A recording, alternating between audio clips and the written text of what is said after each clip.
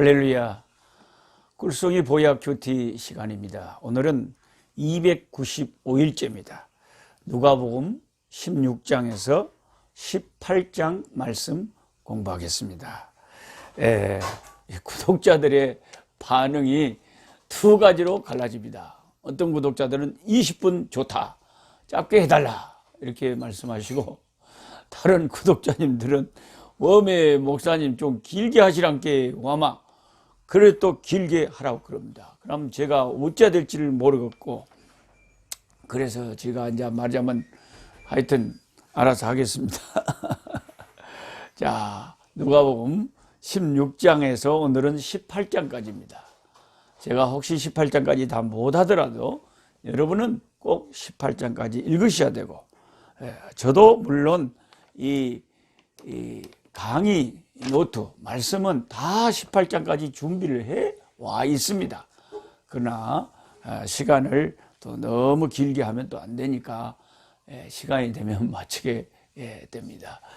누가복음 16장에 참 재미있는 말씀이 있죠. 제가 뉴욕 교회에 가서 이 설교를 한 적이 있는데, 그게 참 훌륭하신 장로님께서 그렇게 말씀을 하시더라고요. 노 목사님 설교를 듣고 평생에 성경 읽다가 의문이 풀렸습니다.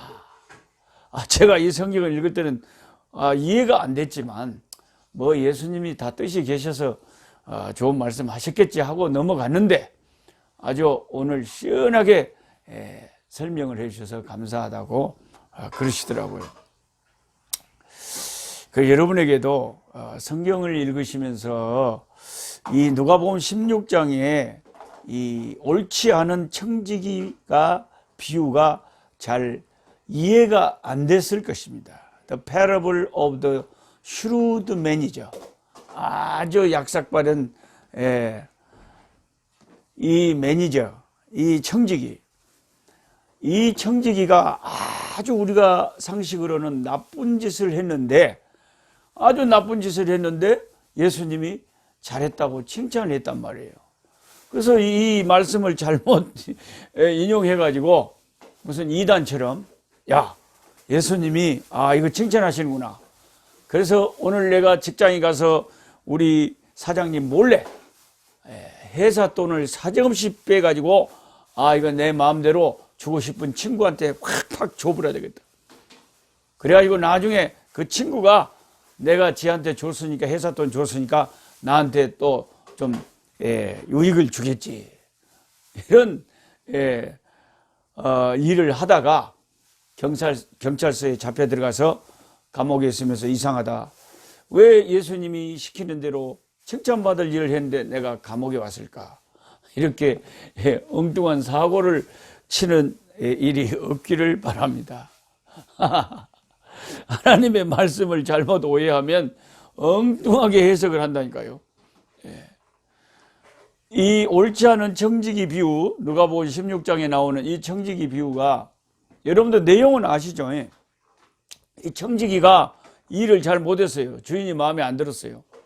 그래서 이 매니저를 딱 이제 파이어, 완전히 직장에서 이제 쫓아내버린 거예요. 직업을 뺏어버린 거예요. 너 더 이상 너 안 쓰겠다.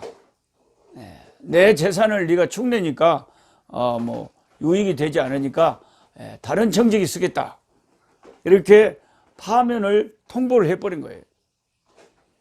그러니까 이제 이 청지기가 아주 이 사람이 웃기는 사람이에요. 이제 어찌했을까 생각을 하다가, 내가 땅을 파자니 힘이 없고 빌어먹자니 부끄럽구나.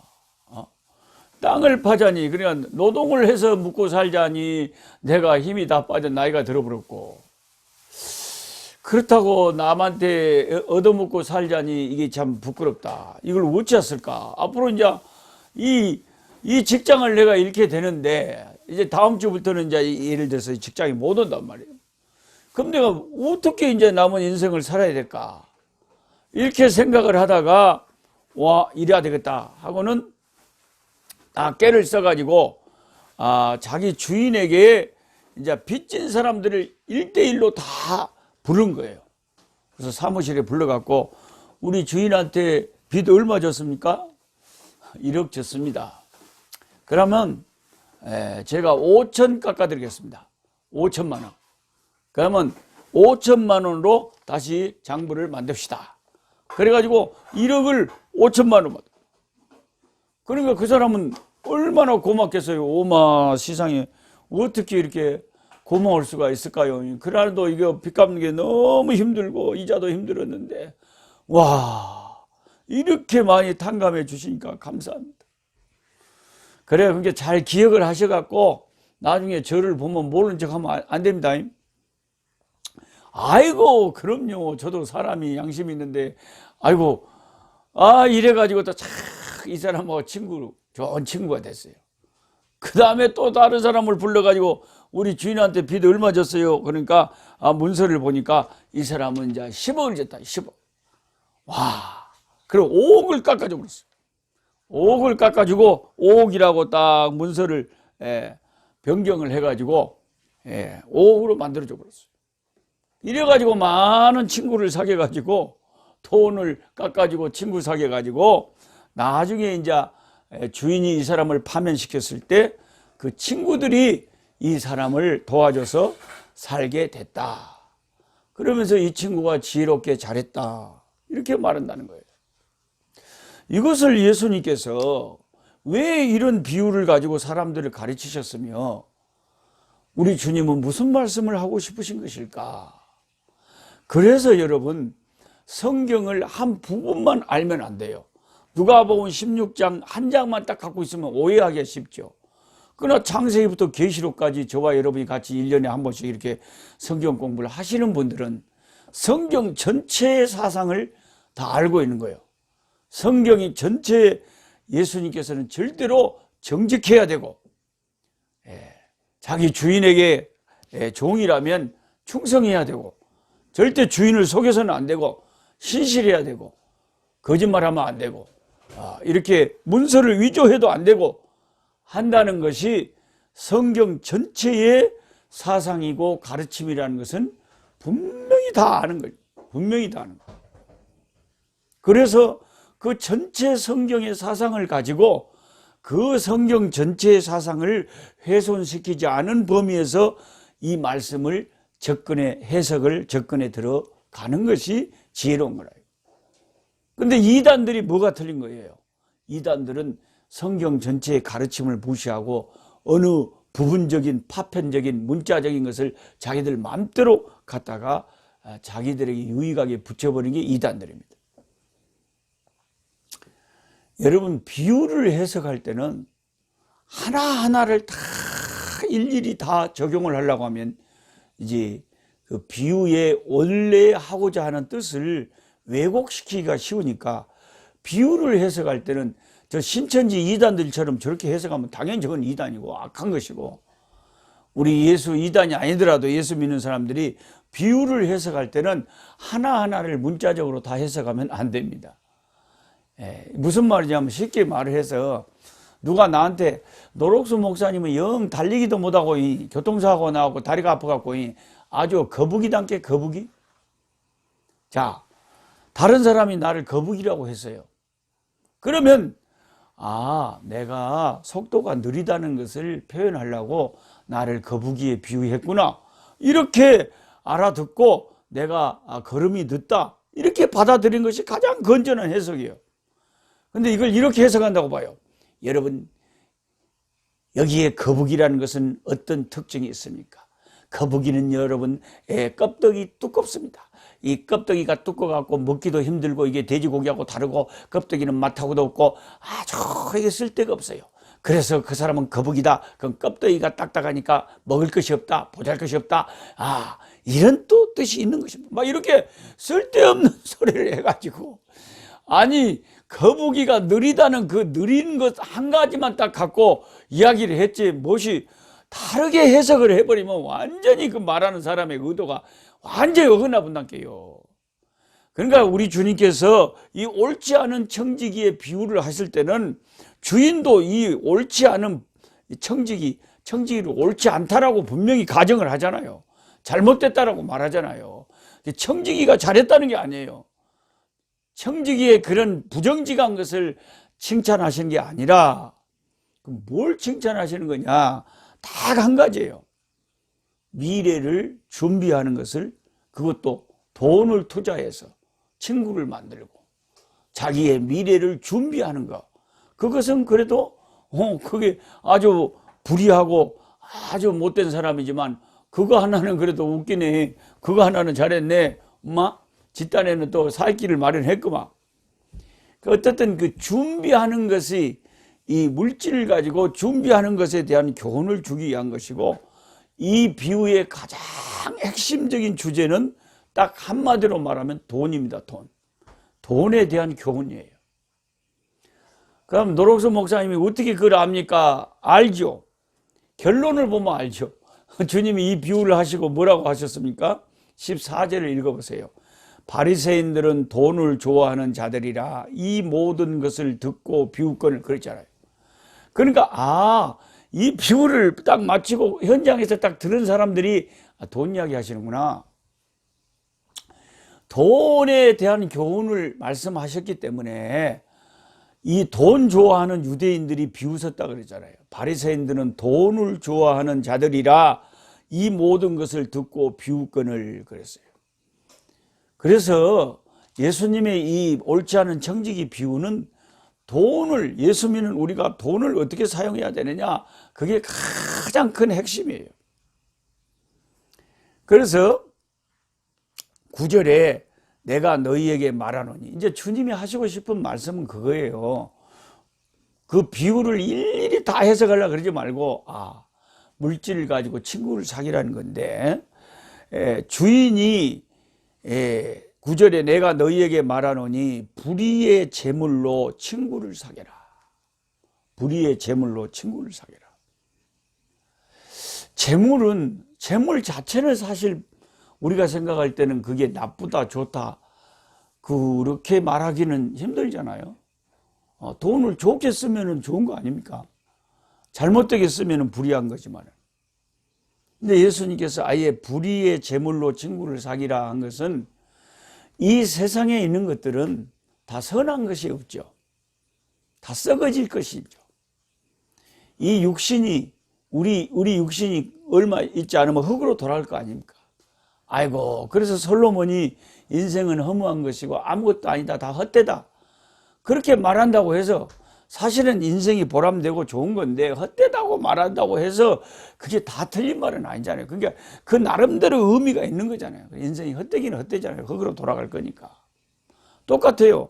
물질 자체가 불의하고 의롭고 이런 건 아니지만 이 세상에 있는 것이 영생을 줄 수도 없고, 또 그게 자칫 잘못하면 진짜 우리가 교만하기도 쉽고 돈 가지고 죄 짓기도 쉽고, 그래서 이 세상에 있는 것을 주님께서는 그렇게 선한 것으로 보질 않은 거예요. 그걸 잘 사용할 때 귀한 것으로 보지, 정말 돈을 위험한 것이니까 조심하라는 거예요. 그 재물로 친구를 사귀라. 친구를 사귀면 그 재물이 없어질 때에 이 재물은 없어지는 거예요. 우리가 죽을 때 내가 쌓아놓은 재물 하나도 못 가져갑니다. 제가 전에도 얘기했지만 우리 어머니 돌아가실 때 아랫마당에 평생 모아놓은 돈, 엄니 딴에는, 가난한 엄니 딴에는 6,500만 원이 작은 돈이 아니었겠죠. 그거 모아놓고 내가 그렇게 엄니보다 용돈 드릴 때마다 엄니 절대 모아놓으시면 안 돼요. 쓰시오. 약장시가 오면 약도 사시고, 뒷집에 뱅수 지금니가 뭐 옷 사 입으면 엄니도 옷 사 입으시고, 화장품 사면 화장품 사시고, 엄니 돈 모아놓으면 아무 쓸데없어요. 엄니만 불쌍해요. 엄니 쓰시오. 그랬는데 우리 엄니가 말만 거짓말로 나한테 알았단께 그래놓고는 돈 모아하셨어. 그럼 우리 엄니가 불쌍해 죽겠어요. 그거 좀 쓰시지. 여러분, 세상 것은 없어져요. 재물도 없어져요. 내가 하나님을 위해서 쓴 것은 하늘의 저장이 돼서, 하늘의 저축이 돼서, 그래서 하나님이 영원한 영광으로 갚아주니까 그건 없어지는 게 아닌데, 하나님을 위해서 쓴 것 외에는 이 세상에 재물이 없어져요. 근데 친구를 사귀어 놓으면 그 재물이 없어질 때 그들이 너희를 영주할 처소로 영접하리라. 뭔가 너희들이 갈 데가 없을 때 친구들이 영접해 줄 거 아니냐.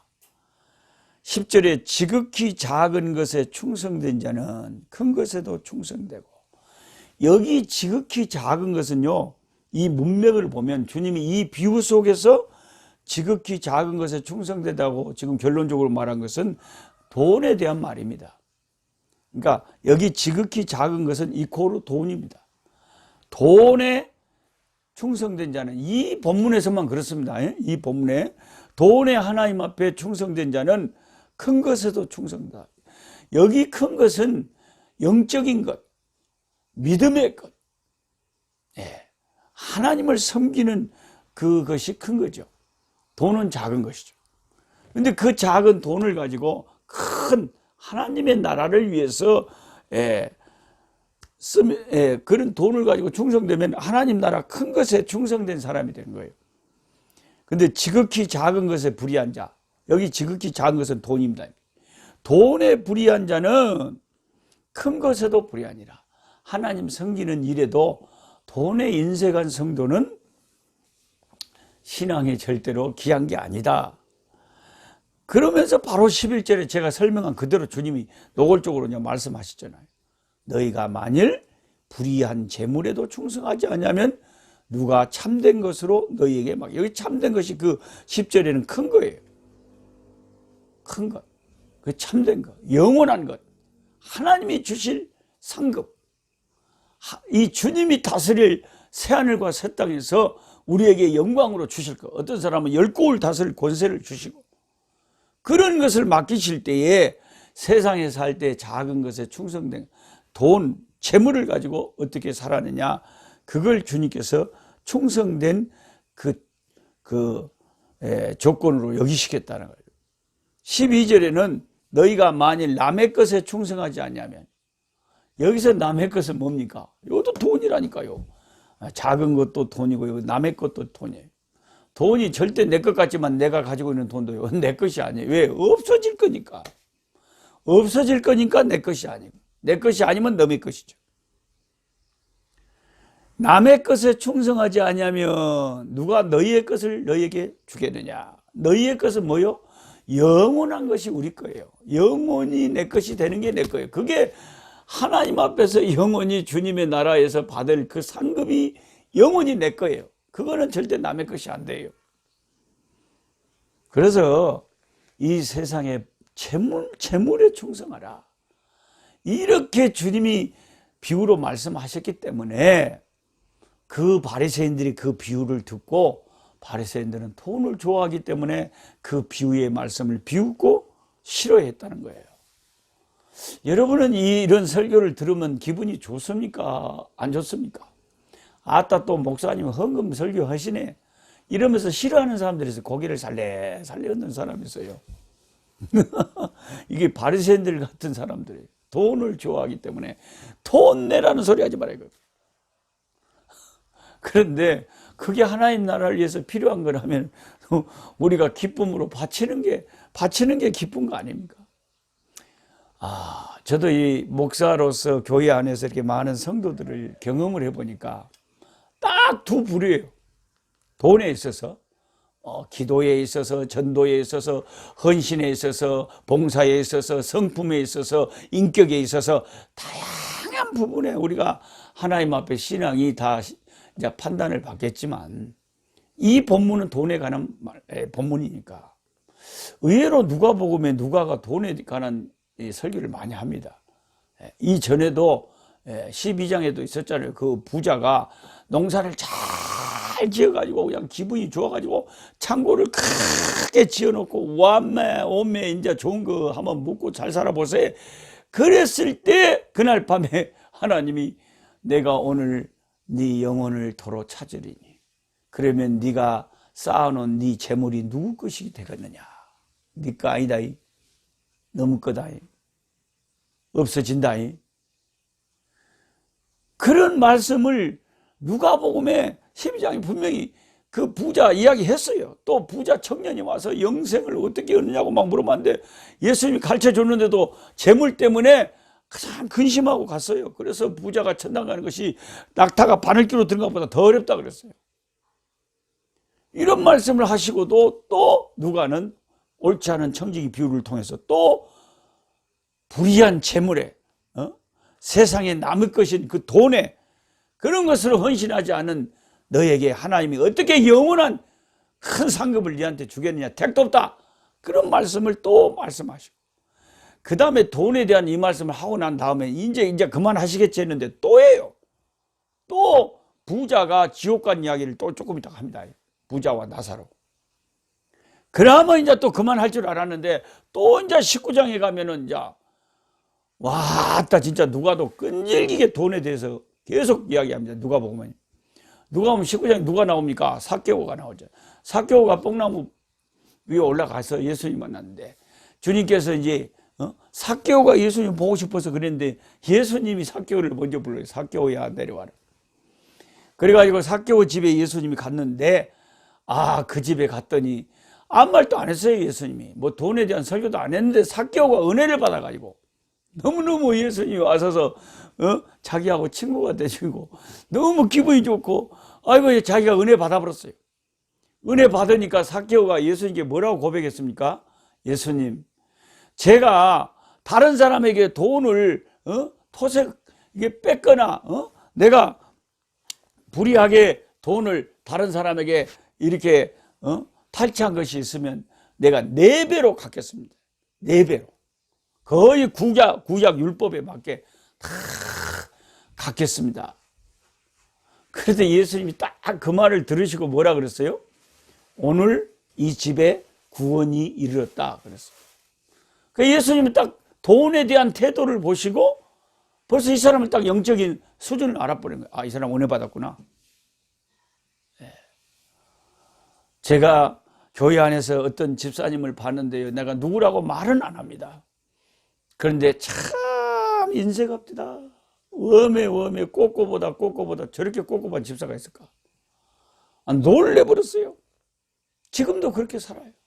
근데 난 그 사람만 보면 불쌍해 죽겠어. 뭐들라고 저렇게 인색하게 살까? 하나님 앞에 바치라는 헌금도 달달달 떨고 안 해버려. 누가 11조 할 필요 없다는 그런 유튜브에는 그냥 엄청나게 보고 그냥 아마 안 해도 되네. 하나님 앞에 바쳐야 될 그런 것은 싫어하고 안 바치는 걸 좋아해요. 그런데 기도는 한다고 막 했었고요. 또 아이고 열심히 교회를 다녀요. 근데 나는 불쌍해 죽겠어. 어떻게 저런 사람이 다 있을까? 참 은혜도 이상한 은혜가 다 있다. 삭개오만 또 못하네.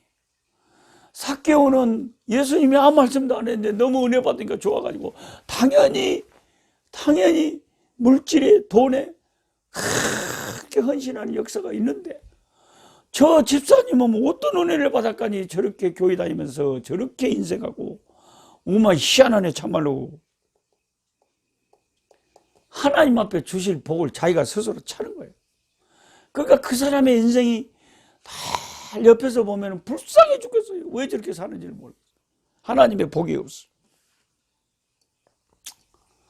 그래서 저나 여러분이나요, 이 누가복음을 읽으면서는요, 아마 이 물질에 대해서 하나님 앞에 참 바치기를 즐거워하고 어떻게 하나님을 잘 섬기고 하나님 앞에 헌신할까, 이런 은혜를 받아야 먼저 하나님의 말씀을 제대로 아는 거죠.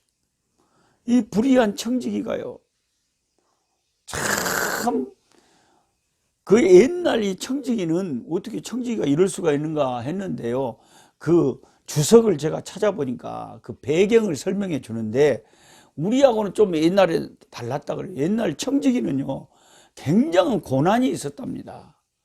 주인이 장부며 뭐며 다 청지기한테 맡겼대요. 이게 청지기가 다 문서도 바꿀 수 있고 이게 다 자기 고난에 있는 거예요.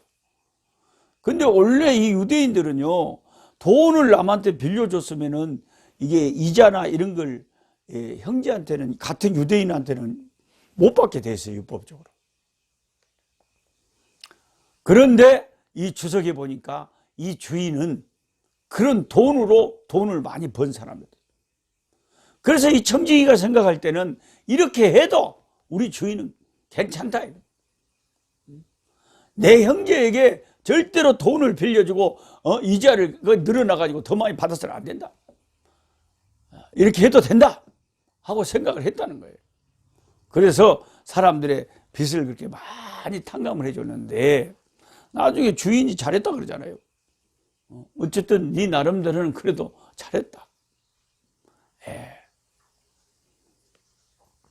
그 다음에 8절에 혹시 여러분이 어려워하실 것 같아서 주인이 이 옳지 않은 청지기가, 분명히 성경은 옳지 않은 청지기라고 말합니다. 잘했다고 그런 거 아니에요. 이게 이 잘못된 청지기가 일을 지혜롭게 했다. 지 나름대로의 미래에 대한 대비는 지혜롭게 했다. 주인도 물론 자기 형제 유대인에게 돈을 빌려주고 재산을 늘려서는 안 되니까 잘했다. 칭찬했으니 이 세대의 아들들이 자기 시대에 있어서는 빛의 아들들보다 더 지혜로움이니라. 이게 무슨 말이에요? 이 세대의 아들들은 자기 시대에 있어서는 빛의 아들들. 빛의 아들들은요, 하나님의 자녀들이에요. 저와 여러분들이에요. 근데 이 세대의 아들들은 이 예수 안 믿는 이 세상 사람들이에요.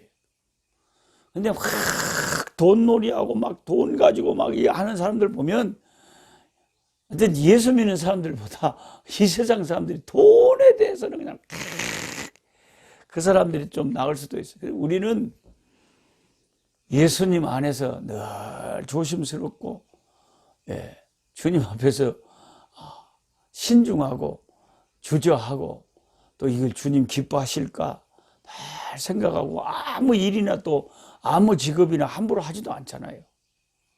그 어떤 그 성도님이 또 그걸로 또 갈등하시더라고요. 캐나다에 갔더니, 집회를 갔더니 참 저를 자기 집에 영접하면서 강사 대접을 하는데, 그 집사님의 그 갈등이 뭐냐면, 목사님, 제가 이게 술을 이렇게 파는 일을 해야 먹고 살겠는데 이거 어쩌면 좋을지 모르겠습니다. 그게 이제 그 리코드, 이 술에 관계된 것을 다 막 팔아야 되겠는데, 그러니까 참 세상에 이 빛의 아들들, 예수 믿는 사람들은 이 세대, 이 복잡한 세대, 돈이 신인 이 세대 신앙생활을 하면서 산다는 게 얼마나 힘든지 몰라요. 양심을 또 지켜야 되고, 또 어떤 또 장사하시는 권사님은 또 저한테 또 고민을 토로하는데, 목사님, 제가 이 세금을 곧대로 100% 다 내버리면은 장사가 안 되고 죽겠어요. 이거 어떻게 해야 됩니까? 그렇다고 예수 믿는 사람이 속일 수도 없고. 그 제가 할 수 없이 그렇게 말해. 나는 장사를 안 해봐서 순진하니까 그 세무서에 가서 담당자한테, 제가 그래도 다른 사람보다는 동일 업종에서 좀 더 세금을 많이 내는 편은 아닙니까? 근데 제가 100%는 못 내고 이 정도 내야 제가 먹고 살 수가 있습니다. 라고 솔직하게 말하면 안 될까요? 저는 그랬는데, 하여튼 빛의 아들들은 이 세상에서 살기가 그렇게 힘들어요. 그렇게 힘들어요. 빛의 아들들이 아니면 그냥 거짓말 해버리고 그냥 속여버리고 막 그러면서 돈 번다고 정신이 없는데, 빛의 아들들은 참 믿음으로 신실하게 정직하게 바르게 이렇게 살아가야 되니까 세상에서는 얼마나 제약이 많은지 모릅니다. 여러 가지 어려움이 많이 따르죠. 오늘은 누가복음 16장, 17장, 18장인데 워낙 우리 인생에서 중요한 이 불의한 청지기, 돈에 대한 말씀하느라고 시간이 많이 지났습니다. 20분도 훨씬 더 지났네요. 한 30분 돼가네요. 오늘은 여기까지 하시고 여러분은 18장까지 읽으셔야 됩니다. 찬송하는 시간 갖겠습니다. 찬송가 239장. 우리는 이 불의한 청지기처럼 항상 미래를 준비해야 돼요. 제가 왜 소망의 찬송을 좋아하는지, 항상 제 마음에는 소망, 하늘의 마음이 가 있는 거예요. 찬송가 239장. 저 배는 본향집. 여수에서, 순천에서, 서울에서, 경기도에서, 하남에서, 가평에서, LA에서, 뉴욕에서, 아프리카에서, 온 세계에서, 태국에서, 대만에서. 자, 하나님을 함께 찬송하는 시간 239장 저 배는 본향집. 저 배는 본향집 날마다 가까워 내 갈 길 멀지 않으니 전보다 가깝다 더 가깝고 더 가깝다 하루 길 되는 내 본향 가까운 곳일세 내 주의 집에는 거할 곳 많도다 그 보좌 있는 곳으로 가까이 갑니다 더 가깝고 더 가깝다 하루 길 되는 내 본향 가까운 곳일세 내 생명 끝날에 십자가 벗고서 나 면류관을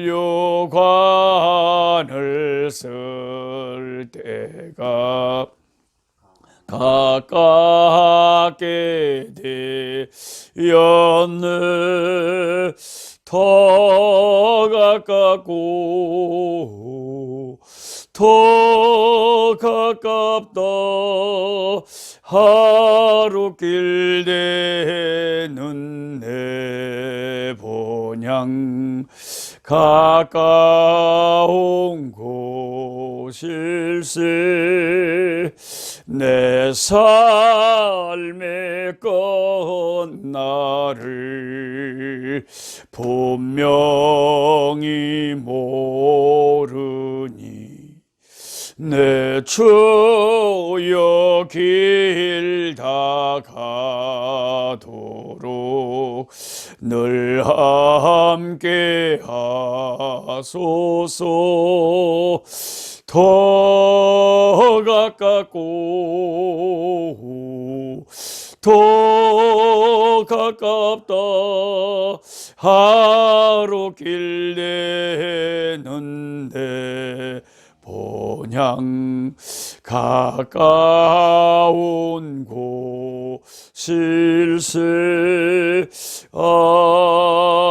아멘 아멘 약한 자 힘주시고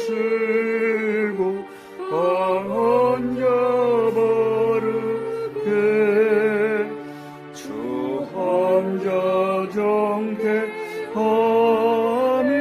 주님의 뜻이라 해 아래 압박 있는 곳 주 거기 계셔서 그 팔로 막아 주시어 정의가 선하